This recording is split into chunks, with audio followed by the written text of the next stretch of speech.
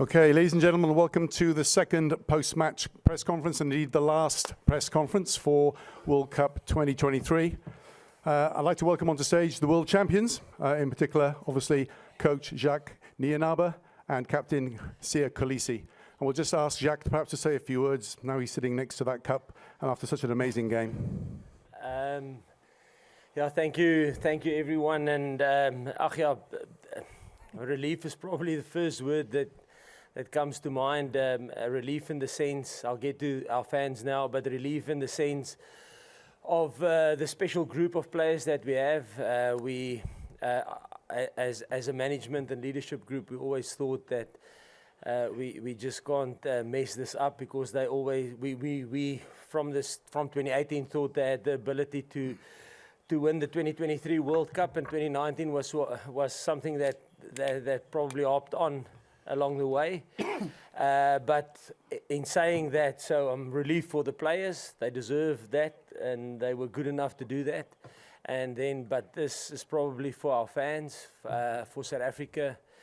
I wish I could show you the amount of messages and videos and what was going on in South Africa. I think there was 62 million people that united, from small farming communities, opening up showgrounds that people from all walks of life could go in, and the entrance fee was whatever you want to donate, and people bought T-shirts, green T-shirts for everyone. So we felt every single little bit of energy they gave us, and I think in the last 3 games with 3 one-point victories, we needed that, and that drove us. So yeah, that's me. Okay, thank you, Jacques. First question, hands up. Gentleman in the front here, please.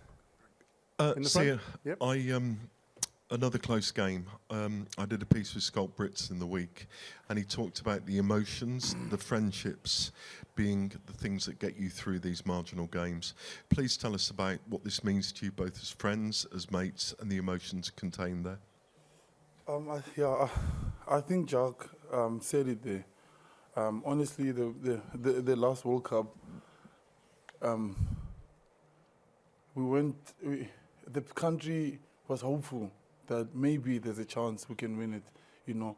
And after we've won it, and what transpired after that was a belief behind this team, you know. And I think the people of South Africa that are sitting here in front will tell you there's not a lot of things going right in our country, and sport we have the privilege, you know, not the pressure. We have the privilege of being able to do what we love, you know, and inspire people from different walks of life, not just rugby people or sports people, but just people in life.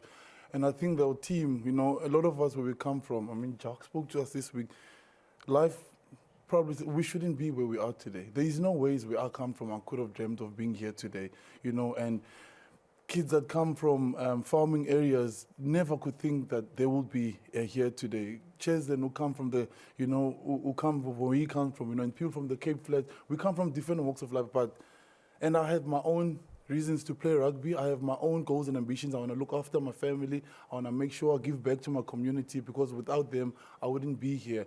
I wouldn't be here today. Some are playing for the parents who are not here with us anymore, you know, but what brings us together is our country. What brings us together to play for is the Springbok and then South Africa.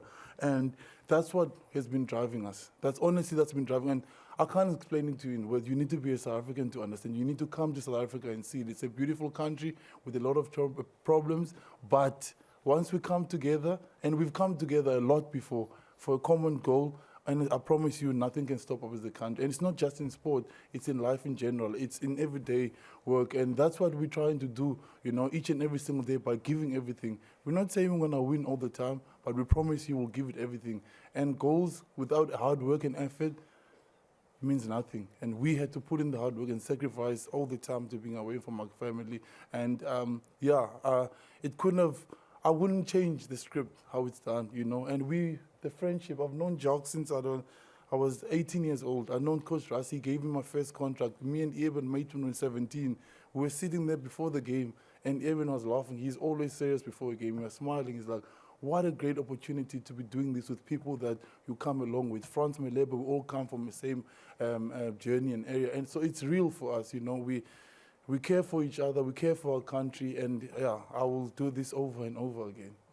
Okay, gentleman in the front. Good morning, Siya. Good morning, Jacques. Jacques, for you in particular, you look back at the call to recall Andre Pollard. It was a decision that elicited a lot of reaction back in South Africa, and through the tournament, there have always been questions about goal kicking. You look back at that decision now. How proud are you and the selection group of making that decision despite its unpopularity, despite the lack of foresight at the time, and how it's come off in the playoff stages? Yeah, I think when it comes to team selection, I probably have to give credit to the team. And Siya has spoken in our press conference in the build-up to this game. He spoke about it that, you know, Mani probably deserves it. A guy like Kobus deserves it if you think what they've done in the quarterfinal and the semi-final. But the one thing that we do have is we have 33 players that's the right players. We're not necessarily always the best players in our positions, but they're the right players.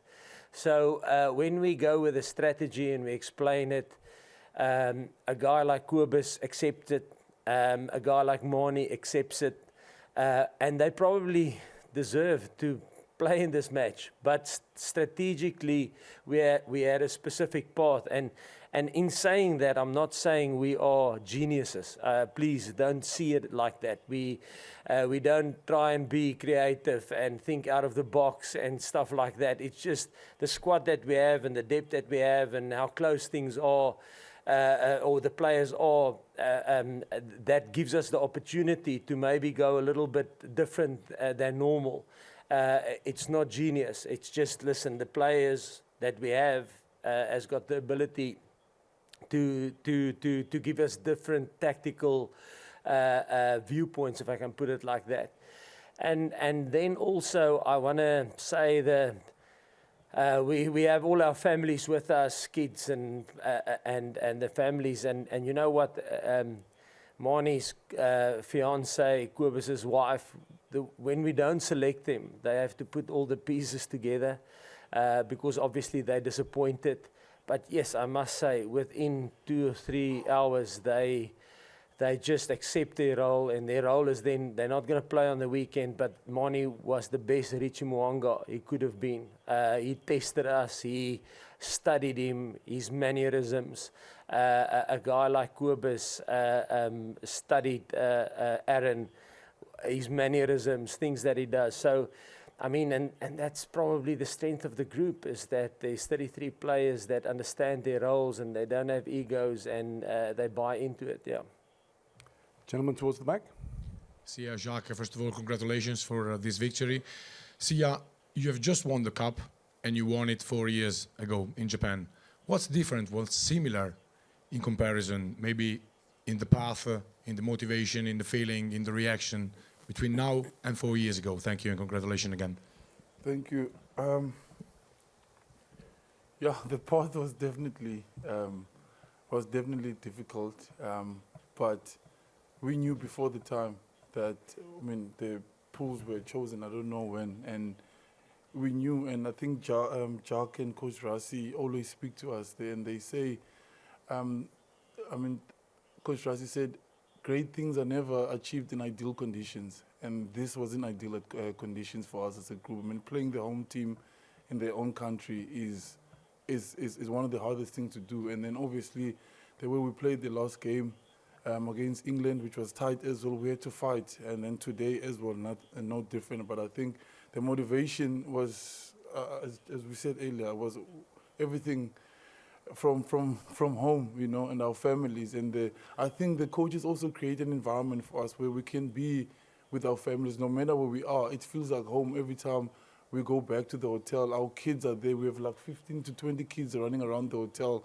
you know, and that gets us through the tough days. And it's one of the greatest things I think they could have done for us. And I think the people also from South Africa, some of our friends, they've they use their savings to buy a ticket to just come and watch us play. That kind of stuff, we hear it and we see it and we respect that. I mean, for me not to give my 100% on that field will be cheating all of those people, and that's what the coaches always remind us. So the motivation for us, we don't have to look far.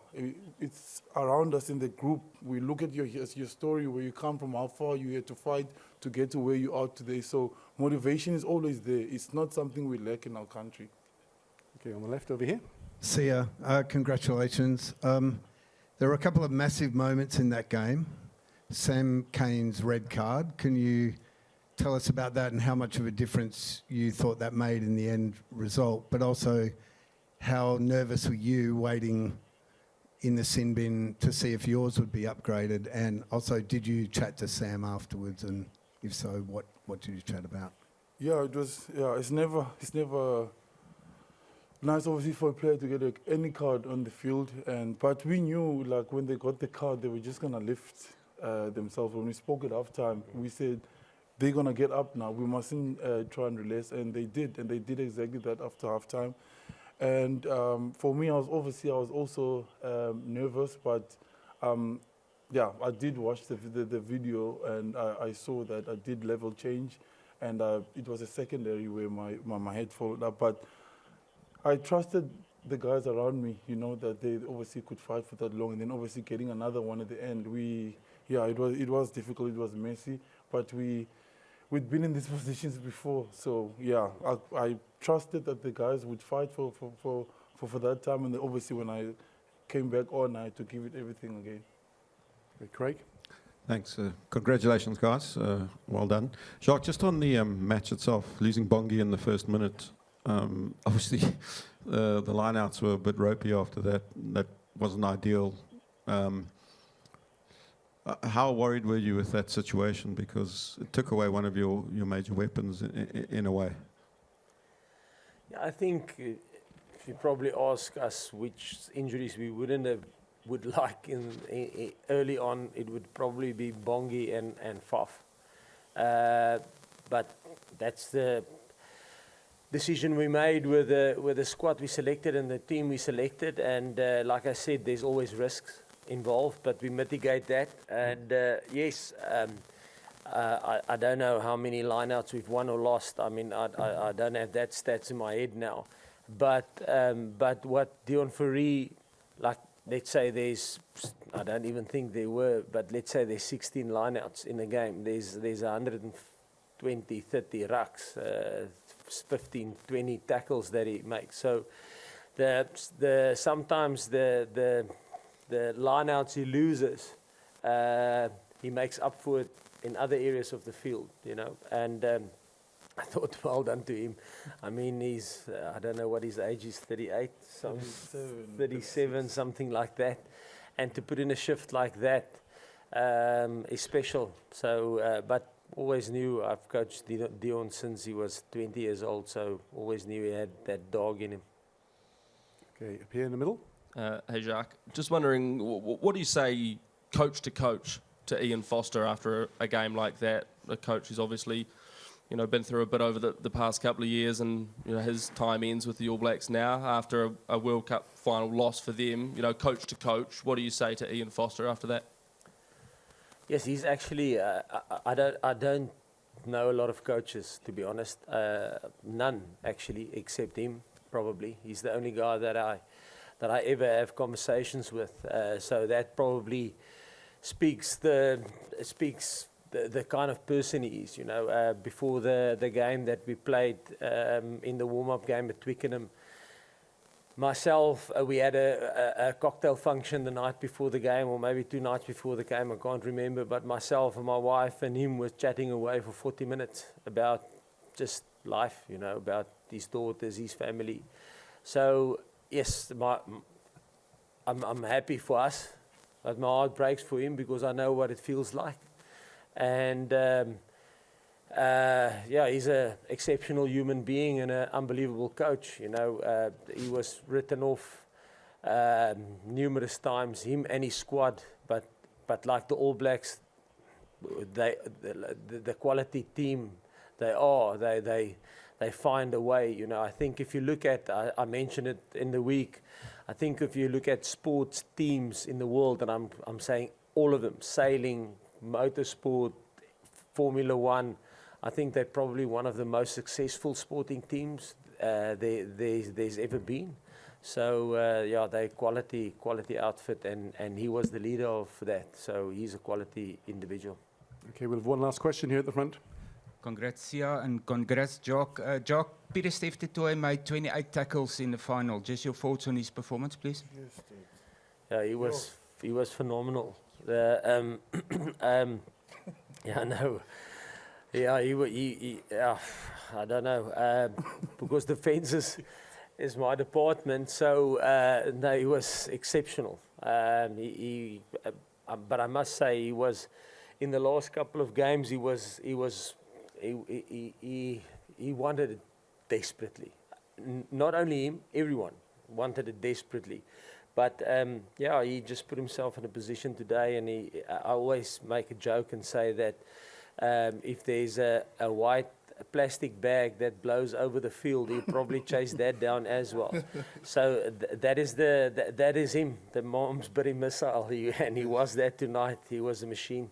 Well, I think, Jacques, on what you said there, like how he's grown so much, and not only in just what he does on the field, the way he was playing today. Like, I wanted to watch him, some of the hits that he was making. I was standing there, he was flying past me and making big hits, but he takes it now off the field, like with the team, when we're down, how he speaks to us as a group. Yeah. Like last week, the chips were down, it was tough, you know, it was quiet in the changing room, and he got everybody up, get up, and he's like, you know, the way he's just taken what he can do on the field to what he can lead around the team. It's really been amazing. It's been great to have it, and I'm not got no ego, anything like that. Sometimes I don't have the words to say, and some of the guys will come up, you know, and give and tell us what we need to do, and he's taken that role, and he hasn't taken it lightly, and he backs it up with what he does on the field as well. Yeah, so I'm really proud of what he's done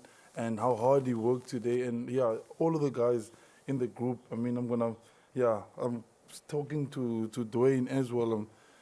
I'm so honored to play with these kind of guys. You know, it's really, I can't explain it in words. To know who they are, their stories, and the effort that they put in, you know, and some of the injuries, the guy Ox shouldn't be there. He's pec toe, but he fought to get back. You know, Eben has been struggling with the shoulder and the knee, and he fought to get back into the team as well. You know, it hasn't been an easy journey, and to look at the guys, and I can't believe that what we've achieved today, honestly. And the coaching staff have been ridiculous. I mean, I've worked with Jacques since I was 17 years old. I couldn't tackle. When him and Rassi used to come to tackle, to training, we had to play full contact. We had to show them that, you know, you can do this. So, and since then, how he used to motivate us in games, how we grew around him, myself, Eben, Franz, and Stephen Kitsoff, Pieter Steph, we all played together, other Jacques. And I said last week, like, how he cared about us as people. He took it further. And then when he speaks to me, he asked me, are you going to let Kezia down, my daughter? Are you going to let your son down, Nicholas? It became far deeper than just a rugby game. So, Jacques, I want to, honestly, it's been a huge honor for me and a huge privilege. And your family, too, your wife and the kids, Lila and John, you know, and I appreciate you. We love you as a team, not as a coach, but as a person. You've taken to another, and the way you speak to us gets us. It's not make a big hit, make a tackle. You talk to me as a person, you know. You talk to me as a father, as a husband, as a son. I'm really grateful for you, and it goes such a long way for a player. So thank you, and we honor you as a team, and I hope that you're proud of us. And yeah, all the best where you're going. They'll be lucky to have you wherever you go. Thanks, Siya. Thank you. Thank you, Jacques. Thank you, Siya. Thank you, ladies and gentlemen. Thank you, everyone. The mix zone will open very shortly if you want to make your way down. Thank you.